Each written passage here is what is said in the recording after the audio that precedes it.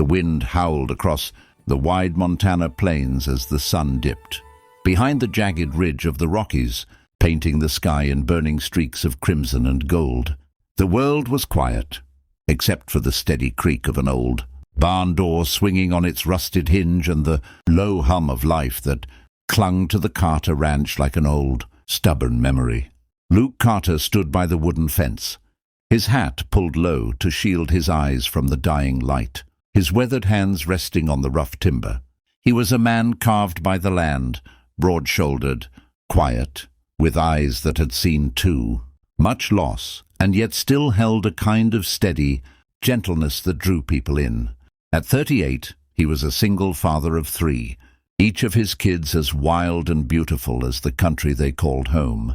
His wife, Mary, had passed 5 years ago from pneumonia, leaving him to raise their children and keep the ranch running through sweat, storms, and silent nights filled with unanswered prayers. But tonight felt different. There was a weight in the air that had nothing to do with the weather. Luke had received a call that morning from an old friend at the town clinic, something about a new nurse who'd just moved in from the city, looking for a quiet life and a fresh start. Luke hadn't thought much of it at first, but when the same friend asked if he'd be willing to pick her up and show her around the area since her car had broken down outside of town, he'd said yes without hesitation. Maybe it was the loneliness talking, or maybe it was something else, something deeper, a stirring he hadn't felt in years. When Luke's dusty old truck pulled up to the roadside near the foothills, he saw her standing by a broken-down blue sedan, clutching her coat tightly against the evening chill. Her name was Evelyn Moore, and she looked like she didn't belong in this wild, untamed land. A city woman through and through, her hands too soft for fence posts, her clothes too neat for mud and hay.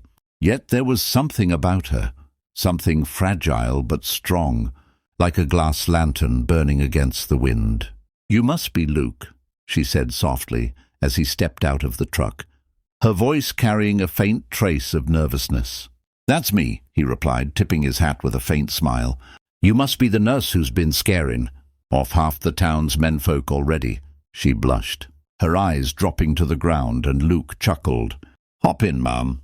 Let's get you out of the cold." The drive back to the ranch was quiet at first, filled with the low rumble of the truck and the occasional whine of the wind. Evelyn watched the horizon, her mind lost somewhere between memory and hope. Luke glanced at her every now and then. She looked sad, though she smiled when she caught him looking. Eventually she spoke. "I used to live in Denver. Worked in the hospital there," she began, her tone thoughtful. "But it got too hard. Too many reminders." Luke didn't press, though curiosity flickered behind his eyes. "This place is quieter," she continued. "Feels like it could be home." Luke nodded. "It can be if you let it." By the time they reached the ranch, the stars had begun to scatter across the dark sky like silver dust. Luke's children came running out. Ella, the eldest at 12, followed by the mischievous twins, Jack and Henry.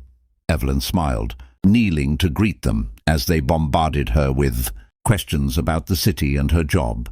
The sound of laughter filled the night, and for the first time in a long while, the old house felt alive again. Over the next few weeks, Evelyn settled into life on the ranch, helping with chores when she wasn't working at the clinic. She had a natural gentleness that won the children's hearts instantly, and even Luke found himself drawn to her in ways he couldn't explain. He'd find excuses to stop by the clinic or linger near the garden when she was out there, tending the flowers with Ella. She never spoke much about her past, but one evening, as the two of them sat by the fire on the porch, she finally did. "I can't have children," she said quietly, staring out into the darkness. The confession hung in the air like a slow-moving storm cloud. Luke turned to look at her, his expression unreadable. "Doctors said it after an accident a few years ago. I thought I'd made peace with it, but—" Her voice trembled. "When I see your kids the way you are with them, it hurts, Luke, because I know I'll never have that." There was silence, long and heavy. Then Luke's deep voice broke it softly. "Evelyn," he said, his gaze steady and kind, "you think being a parent's about blood? About who you can or can't give birth to. He shook his head, a faint smile tugging at his lips. It's about who shows up, who loves them, and I reckon I've got enough kids for both of us. Evelyn looked up at him, her eyes shimmering with disbelief and emotion. Luke's smile widened just slightly. Besides, he added, tipping his hat, they've been needin' a proper woman's touch around here for a while now. From that night on, something shifted between them. Evelyn stopped feeling like a guest and started feeling like part of the family. She helped Luke with the morning chores, braided Ella's hair before school, read bedtime stories to the twins. The ranch grew warmer, livelier, fuller. Luke would watch her sometimes when she wasn't looking, his heart both grateful and afraid. Grateful for what she'd brought back into his world, and afraid that she might one day leave. But Evelyn wasn't going anywhere. One cold morning, while Luke was mending the corral fence, she brought him coffee and stood beside him, watching the sunrise. "Luke," she said softly, "you once told me you had enough kids for both of us. You still mean that?" He turned to her, wiping the sweat and dust from his brow. "I don't say things I don't mean, Evelyn." Her eyes glistened with tears she didn't try to hide. "Then I guess I'm home." Months passed and the town began to whisper. Folks said the widow and the nurse made quite the pair, and that maybe fate had finally decided to give Luke Carter a second chance at love. And when the day finally came under a sky painted with summer, gold and laughter ringing through the hills, Evelyn walked down the aisle of the small-town church, wearing a simple white dress and a smile brighter than the morning sun. Luke waited for her at the altar, his kids standing proudly by his side. When the preacher asked if he took this woman to be his wife, Luke didn't hesitate. "With all my heart," he said.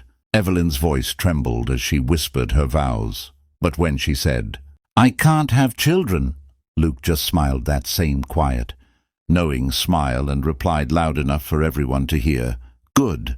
I've got enough kids for both." The crowd chuckled softly, some wiping tears from their eyes.